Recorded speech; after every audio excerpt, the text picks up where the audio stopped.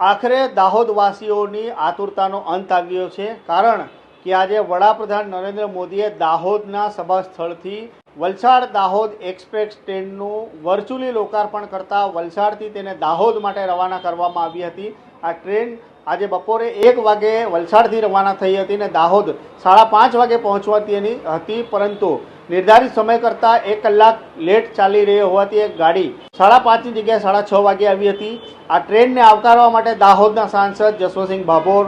તેમજ રતલામ મંડળના ડીઆરએમ તથા રેલવેના આલા અધિકારીઓ, ભારતીય જનતા પાર્ટીના પદાધિકારીઓ તેમજ શહેરીજનો મોટી સંખ્યામાં ઉમટી પડ્યા હતા। આ વલસાડ દાહોદ એક્સપ્રેસ કેમ દાહોદવાસીઓ માટે ખાસ છે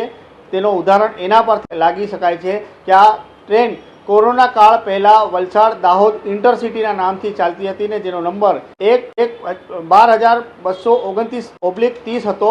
અને કોરોના કાળ પહેલા આ ટ્રેન દરરોજ 1 લાખ રૂપિયાની રેવન્યુ દાહોદ રેલવે સ્ટેશનથી આપતી હતી અને કોરોના કાળ બાદ આ ટ્રેનને બંધ કરવામાં આવી હતી। જ્યારે આ ટ્રેન શરૂ થઈ તો આ ટ્રેનને રાજકારણ નડી ગયું હતું અને વલસાડથી વડોદરા સુધી જ આ ટ્રેન ચાલી રહી હતી। છેલ્લા ઘણા સમયથી દાહોદના સાંસદની માંગ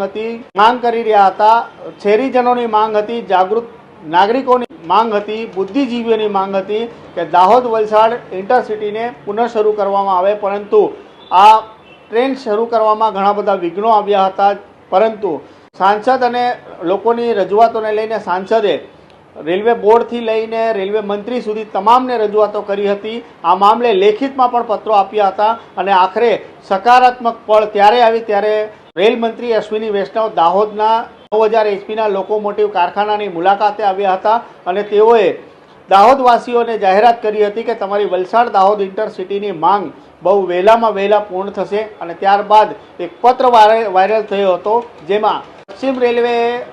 રેલવે બોર્ડને પત્ર મોકલ્યો હતો વલસાડ દાહોદ ઇન્ટરસિટી ચાલુ કરવા માટે, રીશેડ્યુલ કરવા માટે, અને ત્યારથી જ કયાસ લગાવવામાં આવી રહ્યા હતા કે દાહોદની જે વર્ષો જૂની માંગ હતી, વલસાડ દાહોદ ઇન્ટરસિટી ક્યારે શરૂ થશે। અને આ મામલે